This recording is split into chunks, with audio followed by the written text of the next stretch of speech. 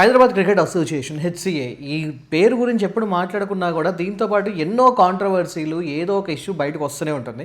And ఇప్పుడు కూడా ఇంకోటి మళ్ళీ వచ్చేసింది, T20 లీగ్ అని చెప్పేసి కొత్తగా ఒకటి తీసుకొచ్చారు. అండ్ దీనికి సంబంధించి ప్రాపర్ రూల్స్ అండ్ రెగ్యులేషన్స్ ఏవి ఫాలో అవ్వలేదు. దీనివల్ల క్రికెటర్స్, దీంట్లో ఆడబోయే వాళ్ళ భవిష్యత్తు నాశనం అయ్యే అవకాశం ఉందని చెప్పి అంటున్నారు.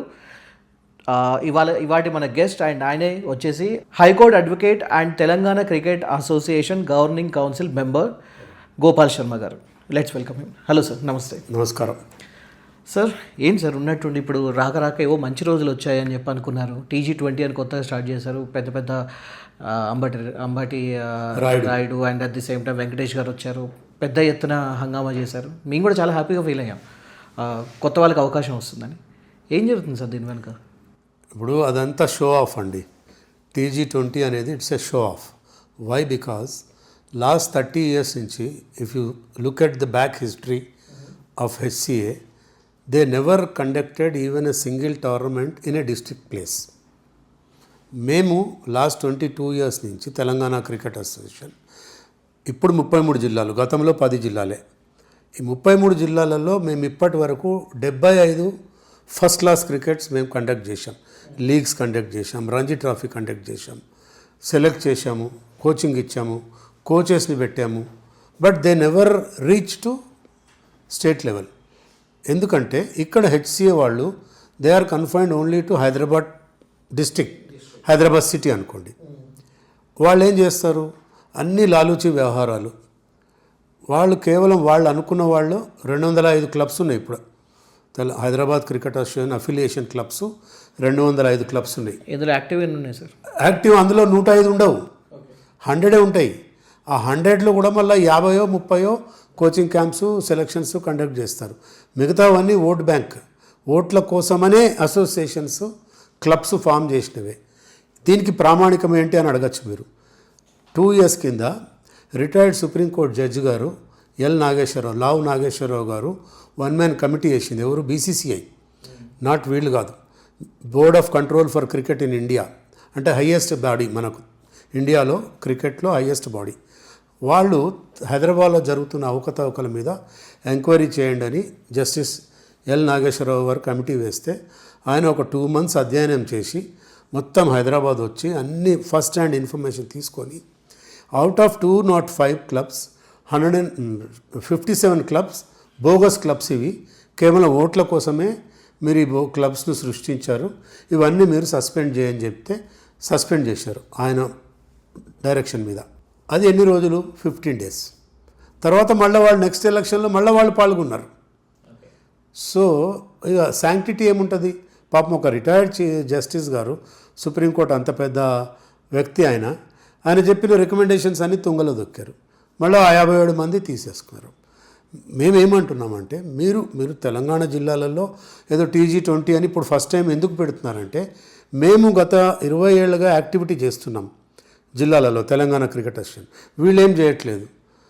దాని మీద మేము బాంబే హైకోర్టులో కేసు వేసాం. మీరు అడగచ్చు, why Bombay high court?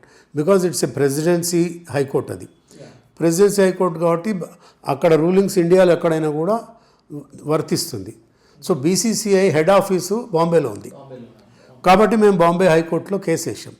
Bombay high court చాలా క్లియర్గా డైరెక్షన్ ఇచ్చింది BCCIకి, వాళ్ళిద్దరిని కూర్చోబెట్టండి, TCAని హెచ్సిఏని కూర్చోబెట్టి ఏమేమి ఇష్యూస్ ఉన్నాయో రిజాల్వ్ చేయండి అన్నప్పుడు ఇక్కడ జస్టిస్ నవీన్ రావు గారు కమిటీ వేశారు ఒకటి రీసెంట్లీ, 3 months 2 months కింద. ఆ నవీన్ రావు గారు ఇద్దరిని పిలిచి మాట్లాడారు. ఆయన క్లారిటీగా చెప్పారు, మీరు రండి అంటే 3 సార్లు మీటింగ్కు వీళ్ళు రాలే. HCA never turned out. ఆయన రావటం వెళ్ళిపోవటం, 3వసారి వచ్చారు. ఆయన రైటింగ్లో కొన్ని డీటెయిల్స్ అడిగారు నవీన్ రావు గారు, ఇప్పటికీ ఇవ్వలే. మేమేమంటున్నామంటే, మీరు ఇప్పటి వరకు గత 20 ఏళ్ళుగా every year 100 to 150 crores BCCI నుంచి హైదరాబాద్ క్రికెట్ అసోసియేషన్కి వస్తుంది. దేనికి ఇస్తారండి వాళ్ళు?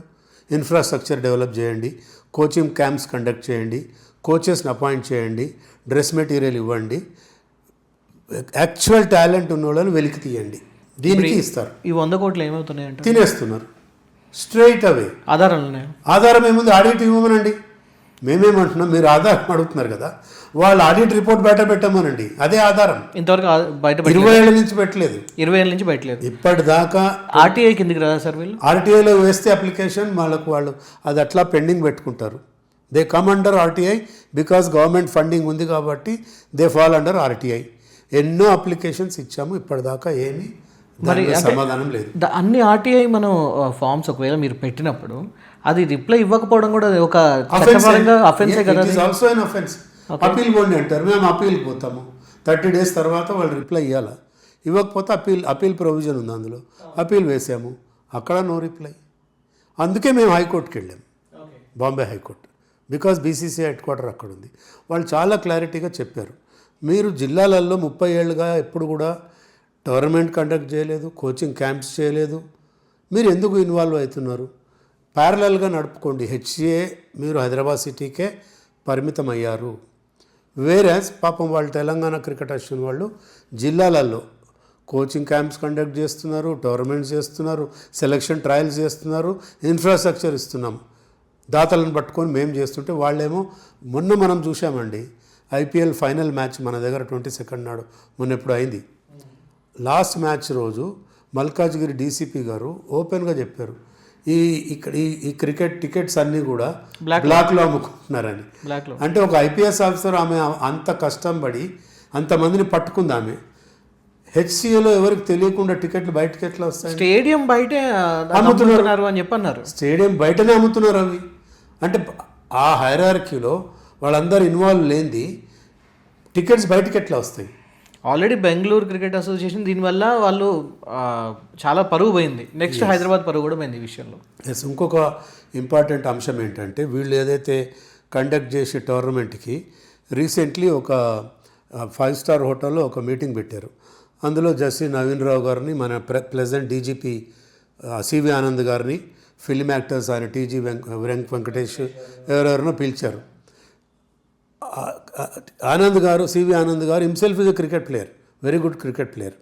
When he was SP Nizamabad we use to play with him అప్పుడు 30 years back. And most honest police officer ఆయన ఆ రోజు మరి కాకతాళీయంగా అన్నారో ఆ మీటింగ్లో, హెచ్సిఏ చాలా ట్రాన్స్పరెంట్గా పనిచేయాల్సి ఉంటుంది. ఏ టోర్నమెంట్ చేసినా దాని వెనుక అన్ని నిబంధనలు రూల్స్ పాటించి మీరు టోర్నమెంట్స్ కండక్ట్ చేయండి, ట్రాన్స్పరెన్సీ ఉండాలా అని సివి ఆనంద్ గారు చెప్పారు. అంటే అది ఎంత సీరియస్గా మనకు బయట చూసే వాళ్ళకి అది కనపడదు, కానీ ఆయన సీరియస్గా అన్నారు. ఓకే, అంటే బయట చూసే వాళ్ళకి ఏంటంటే ఒక మామూలుగా సజెస్ట్ చేస్తున్నారు అనుకుంటారు. But he told, to my knowledge he told very seriously. అంటే ఆయనకు కూడా అర్థమైంది ఈ హెచ్సిఏ చేసే అవకతవకలన్నీ, కాబట్టి ఆయన స్వీట్ వార్నింగ్ ఇచ్చారని మేము కూడా భావిస్తున్నాం. అయినా కూడా and more over justice Naveen Rao గారు, he was on the stage and under his knows all these things are happening. అన్ని అవకతవకలు, ఆయన మాట కూడా వినట్లేదు వీళ్ళు. సార్ ఇప్పుడు అయితే మీరు ట్రాన్స్పరెంట్గా జరగాలి, రూల్స్ ఫాలో అవ్వాలి అని చెప్పి ఆనంద్ గారు చెప్పారు. ఆ రూల్స్ ఏంటి, వీళ్ళు ఎక్కడ బ్రీచ్ చేస్తున్నారు? అన్ని బ్రీచ్ చేయండి. ఇప్పుడు T20 క్రికెట్ అదే చెప్తారు. T20లో 2020 టోర్నమెంట్ కండక్ట్ చేయాలంటే ఏ స్టేట్ క్రికెట్ అసోసియేషన్ అయినా బీసీసీ అప్రూవల్ తీసుకోవాలా. ఫస్ట్ బేసిక్ థింగ్ తీసుకోలేదు. ఉంటే చెప్పమనండి. నేను అలిగేషన్ చేస్తున్నా బీసీసీ అనుమతి లేదు, టోర్నమెంట్ కండక్ట్ చేస్తున్నారని.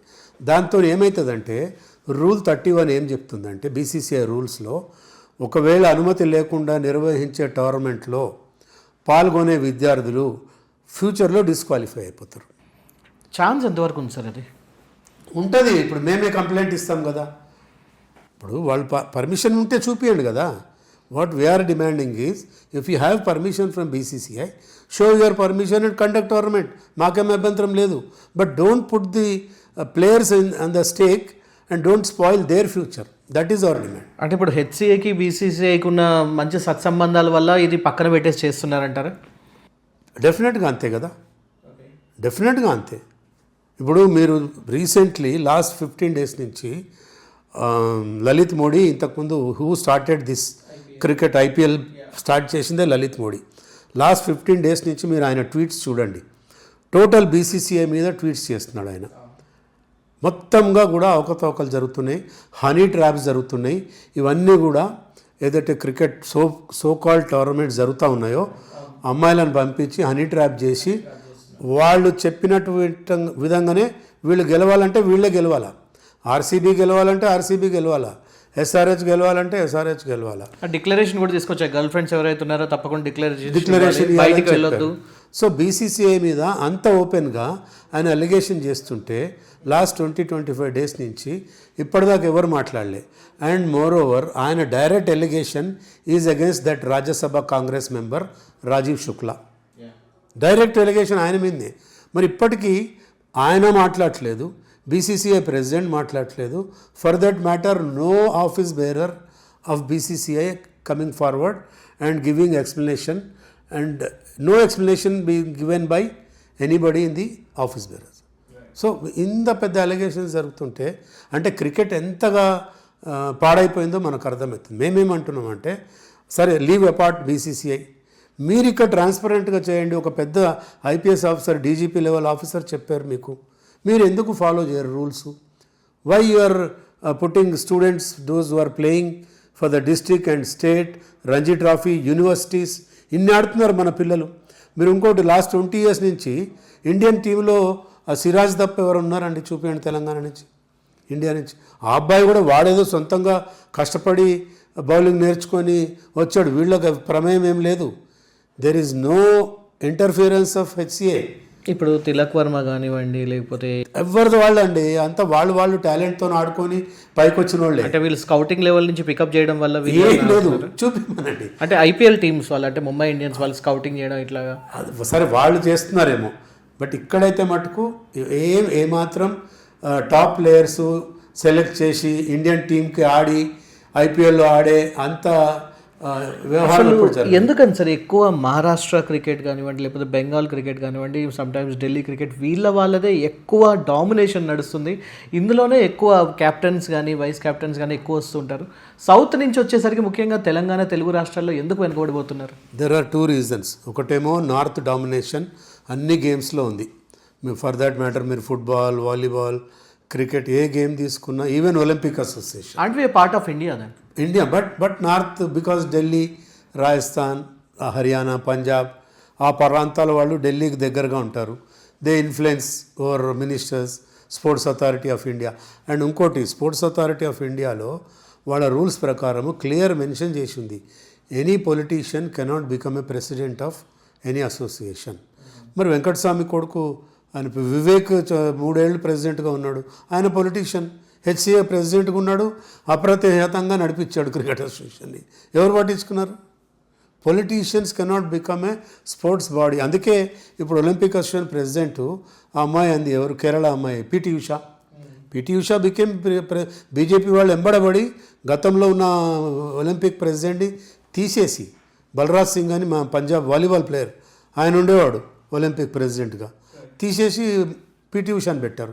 ఇక్కడ కూడా మీరు స్పోర్ట్స్ సంబంధం లేకుండా తీసుకొచ్చి ప్రెసిడెంట్ పెట్టి, మా కంప్లైంట్ మీదనే తెలంగాణ సిఐడి వాళ్ళు కేసు బుక్ చేస్తే లాస్ట్ ఇయర్ ప్రెసిడెంట్ జగన్మోహన్ రావుని అరెస్ట్ చేశారు.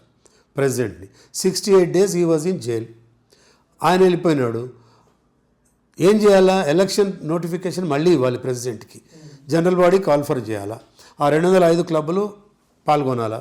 ఏం చేయలే, వేరే ప్రెసిడెంట్గా వేరే వాడిని నామినేట్ చేశారు. ఇగో ఇది అఫైర్స్ నడుస్తుంది. ఎవరి ఇష్టారీతిన వాళ్ళు ఆడుకుంటున్నారు. అట్లా అంటే ఇప్పుడు సార్, ఇప్పుడు ఒక కాన్స్టిట్యూషన్ అనేది మీకు కూడా ఒకటి ఉంది, బీసీసీఐకి సంబంధించి ఒక క్రికెట్ కాన్స్టిట్యూషన్ ఒకటి పెట్టుకున్నారు. అది ఫాలో అవ్వనప్పుడు దానికి ఉన్న వాల్యూ ఏంటి? అండ్ మోర్ ఓవర్ ఇక్కడ జస్ట్ బీసీసీఐని మాత్రమే బ్లేమ్ చేయాలా, లేకపోతే సెంట్రల్ గవర్నమెంట్, స్టేట్ గవర్నమెంట్స్ వీళ్ళ ఇన్వాల్వ్మెంట్ ఏమైనా ఉందా? వీళ్ళ ధైర్యం అంటే మేము ఇప్పటికి కనీసం ఒక 10 times బీసీసీఐని అప్రోచ్ అయినాం. Despite there is a direction Bombay high court, BCCI is not responding. అర్థం చేసుకోండి, వీళ్ళు కలిసి ఉన్నారా లేదా? అందరు ఒకటే అండి, హయ్యర్ లెవెల్లో అందరు ఒకటే. Because lot of money is involved in cricket. మీరు ఏ గేమ్లో ఉండదు ఇంత డబ్బు. ఓన్లీ క్రికెట్ ఇన్ ఇండియా, అది మన దేశం యొక్క ఏమంటారు గాడ్ అయిపోయింది, దేవుడు లాగా ఒక మతం అయిపోయింది. క్రికెట్ ఒక మతం. క్రికెట్ అంటే మతం అయిపోయింది. మరి ఇంత పెద్ద ఆర్గనైజేషన్స్ బీసీసీఐ ఇన్ని ఉంచుకొని కూడా మరి ఏం చేయలేకపోతున్నారు, ఎవరు కంట్రోల్ చేయలేకపోతున్నారు. మేము పిచ్చోళ్ళగా తెలంగాణ జిల్లాలలో మన తెలంగాణ క్రికెట్ బాగుపడాలని ఆ కోర్టు ఈ కోర్టు ఢిల్లీ సుప్రీంకోర్టులో కూడా కేసు వేసాం మేము. దాని మీద ఇప్పుడు హియరింగ్ మొన్న 21st ఉంది. వాళ్ళు 14 మంది సీనియర్ అడ్వకేట్లు పెట్టుకున్నారు. 25 కోట్లు ఇచ్చారు 1 సిట్టింగ్కి. Can you believe? వాళ్ళ దగ్గర డబ్బులు ఉంది, ఇస్తున్నారు. 25 crores ఆ రసీదులు బయటపడ్డాయి. మా దగ్గర ఉన్నాయి అవన్నీ రసీదులు. మేమేమో కష్టపడి 25 lakhs 50 lakhs ఇచ్చి 2 సీనియర్ అడ్వకేట్లని మేము ఎంగేజ్ చేసాం సుప్రీంకోర్టులో. అదే వాళ్ళు 14 మంది నుంచి 25 మందిని ఎంగేజ్ చేశారు. ప్రతిసారి హియరింగ్కి రాగానే వాళ్ళు ఎవరో సీనియర్ అడ్వకేట్ వచ్చి టైం అడుగుతారు, ఇచ్చేస్తారు. Because they are controlling the activities of supreme court also. అంత ఇన్ఫ్లుయెన్స్ ఉన్నవాళ్ళు వాళ్ళని పెట్టుకున్నారు. మీకు నిజంగా చిత్తశుద్ధి ఉంటే నువ్వు బీసీసీఐ చెప్పిన guidelines, Bombay high court guidelines implement చేయి కదా. తెలంగాణ జిల్లాలు మాకు వదిలేయండి, మేము అక్కడ డెవలప్ చేస్తున్నాం 20 years నుంచి. ఇప్పటికీ 20,000 మంది స్టూడెంట్స్ అండి. మేము మా దగ్గర లిస్ట్ ఉంది. If you ask I can give you 20,000 students, those who have played, those who have participated, those who have undergone coaching. మా దగ్గర లిస్ట్ ఉంది, మొత్తం డేటా ఉంది. వాళ్ళ దగ్గర చూపిమంది నేను ఎంత ఉందో. హెచ్సిఏ దగ్గర ఏం లేదు, ఓన్లీ డబ్బులు, కలెక్షన్, మనీ మేకింగ్. అంటే ఇప్పుడు ఒక చిన్న అవుట్ ఆఫ్ అంటే మేబీ అంటే ఒక లేమెన్స్ పర్స్పెక్టివ్లో అడుగుతున్నాను సార్. అంటే ఇప్పుడు బీసీసీఐలో ఉన్న వాళ్ళు మొత్తం నార్త్ వాళ్ళే ఉన్నారు. అంటే ఇప్పుడు వాళ్ళ ఆధిపత్యం అలా కంటిన్యూ అవ్వడం కోసమైనా ఈ హెచ్సిఏలో లేకపోతే సౌత్లో ఉన్న వాళ్ళని ఇలా తప్పుదారి పట్టిస్తున్నారు అనుకో. డెఫినెట్గా అదే ఉంటుంది. అండ్ ఇంకోటి మీరు మనకు వాళ్ళు ఏదో ఆర్గ్యుమెంట్ చెప్తున్నారు. మొన్న ఏకసభ్య కమిషన్ ముందర మీటింగ్ అయినప్పుడు, 1 man కమిషన్ ముందర ఒకటే రాష్ట్రంలో 2 క్రికెట్ అసోసియేషన్లు ఎట్లా ఉంటాయని అడుగుతున్నారు. మీరు ఇఫ్ యూ టేక్ గుజరాత్లో 3 ఉన్నాయి associations. Gujarat association, Saurashtra cricket association ఉంది వేరే, అక్కడ టోర్నమెంట్స్ అవుతాయి. బరోడా అసోసియేషన్ వేరే ఉంది. వేరే మీరు మహారాష్ట్ర తీసుకోండి, మహారాష్ట్ర క్రికెట్ అసోసియేషన్ ఉంది.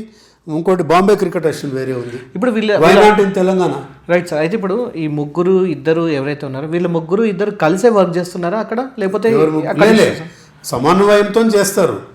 సమన్వయంతోనే చేస్తున్నారు. వాళ్ళు చాలా ట్రాన్స్పరెన్సీగా చేస్తున్నారు. ఏ మేజర్ టోర్నమెంట్ అయినా ఇప్పుడు అక్కడ కూడా ఫస్ట్ క్లాస్ క్రికెట్ జరుగుతుంది.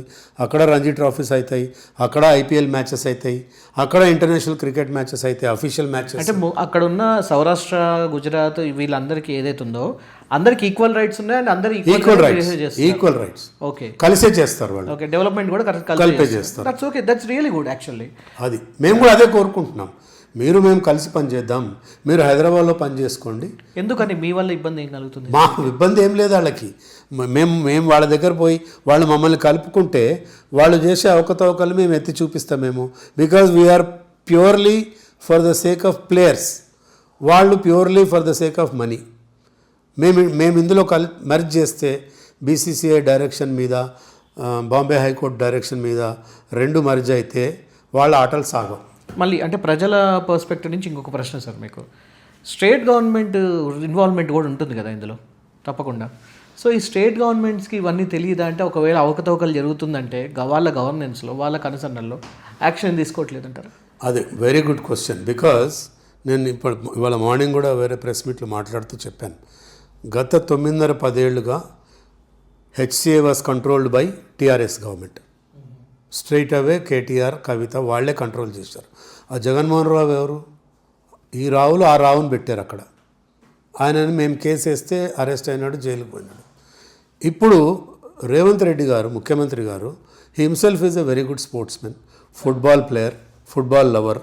రీసెంట్లీ మెస్సీ ఇంటర్నేషనల్ ప్లేయర్ తీసుకొచ్చి పెద్ద మంచి టోర్నమెంట్ చేశాడు ఆయన. ప్రాక్టీస్ మ్యాచ్ ఆయన కూడా ఆడాడు. We appreciate. మేమేమంటున్నాము, గత 10 ఏళ్లుగా హెచ్సిఏని డామినేట్ చేసిన టీఆర్ఎస్ వాళ్ళే ఇప్పటికి ఇందులో ఉన్నారు. మీరు మేల్కోండి రేవంత్ రెడ్డి గారు అని రిక్వెస్ట్ చేస్తున్నా. మీరు స్పోర్ట్స్మెన్ కాబట్టి మీరు దాన్ని స్ట్రీమ్ లైన్ చేయండి, అక్కడ జరుగుతున్న అవకతవకలు పట్టించుకోండి.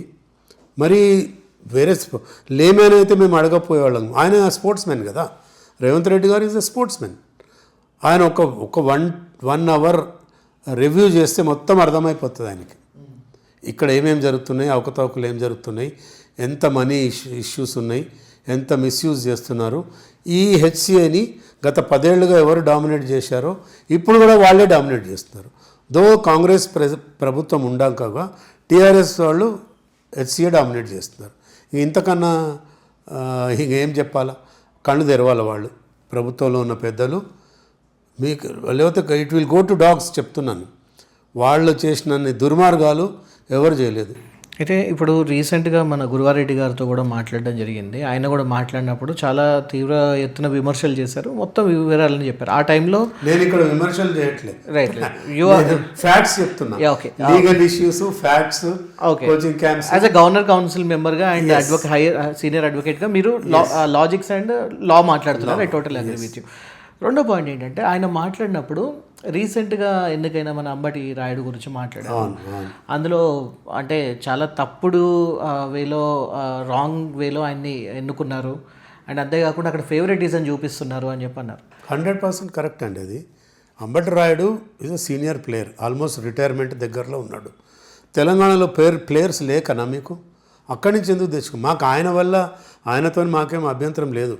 ఇండియాలో నుంచి ఎవరినైనా వచ్చి తీసుకురండి ఇక్కడికి ఎవరు తీసుకురండి. ఇప్పుడు ఇంకోటి, అంబటి రాయుడు బదులు నువ్వు తిలక్ వర్మని పెట్టు కదా, కరెంట్ ప్లేయర్ కదా అబ్బాయి. తిలక్ వర్మ ఎందుకు కాదు? వై అంబటి రాయుడు? ఆయన వచ్చాడు, ఏం చేశాడు?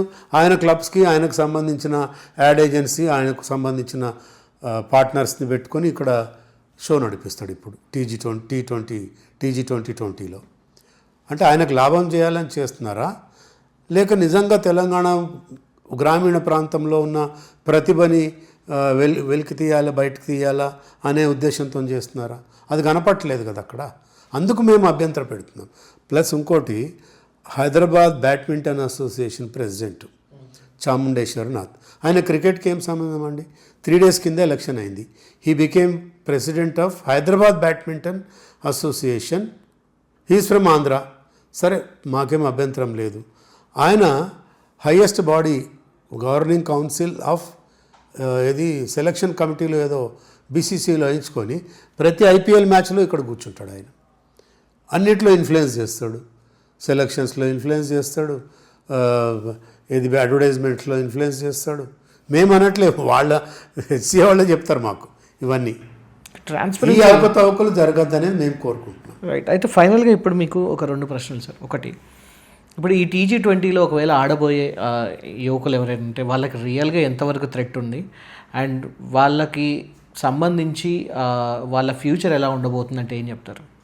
రూల్ 31 ఈజ్ వెరీ సీరియస్ అండి, బీసీసీఐ రూల్స్. వీళ్ళు అనుమతి తీసుకొని కనుక ఉండి వీళ్ళు ఈ టోర్నమెంట్ చేస్తే వాళ్ళ భవిష్యత్తుకి ఎలాంటి దోఖా లేదు.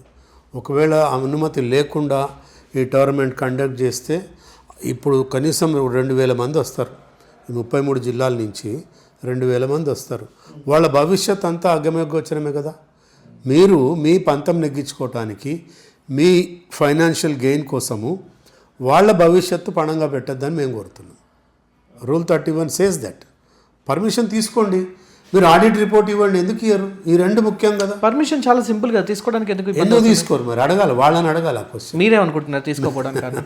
ఏమో వాళ్ళ బిహైండ్ దట్ ఏముందో మాకేం తెలుసు. పర్మిషన్ ఇయ్యరేమో వాళ్ళు, బికాజ్ మా అప్లికేషన్ పెండింగ్ ఉంది అక్కడ.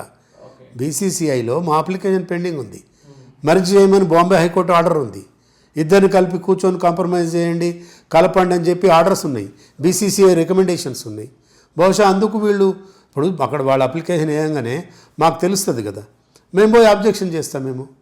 సో బికాస్ ఆఫ్ దట్ వాళ్ళు ప్రాబబ్లీ పర్మిషన్ తీసుకోకుండా. ఫైనల్లీ సార్, ఇప్పుడు ఈ ఇష్యూ నెక్స్ట్ ఎటువంటి టర్న్ తీసుకోబోతుంది అండ్ హెచ్సిఏకి మీరు ఏం చెప్పాలనుకుంటున్నారు, పబ్లిక్ ఏం చెప్పాలనుకుంటున్నారు?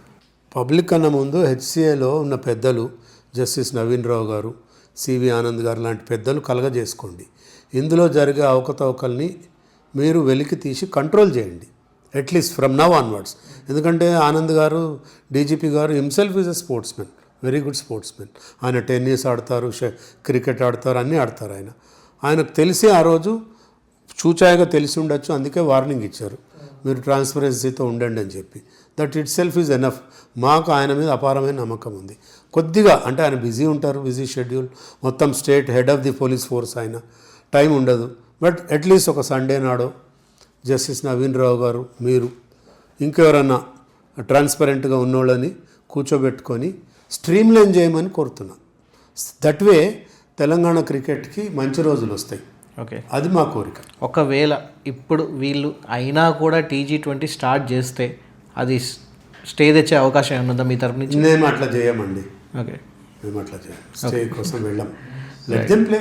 ఓకే, స్పోర్ట్స్ని ఆపద్దు ఎప్పుడు. That is my personal. I really appreciate that. Right, anyhow thank you sir, thank you so much. చాలా విషయాలు చాలా కులంకుషంగా వివరించారు. Thank you so much for your time. So viewers, అదనమాట సంగతి. Senior advocate, at the same time governing council member of Telangana cricket association Gopal Sharma గారి point of వ్యూలో మనం ఇవాళ కొన్ని విషయాలు తెలుసుకున్నాం. అట్ ది సేమ్ టైం మరి HCA నిజంగానే ఇవన్నీ చేస్తూ ఉన్నట్లయితే వెంటనే మార్చుకోవడం బెటర్. ఒకవేళ వాళ్ళ వర్షన్ కూడా వినిపించాలనుకుంటే we're always here to welcome and have a good debate with them. So ఇదన్నమాట సంగతి. మరి మీరేమనుకుంటున్నారనేది తప్పకుండా కామెంట్ రూపంలో తెలియజేయండి. Videos like, share and subscribe. మరొక వీడియోతో మళ్ళీ కలుసుకుందాం.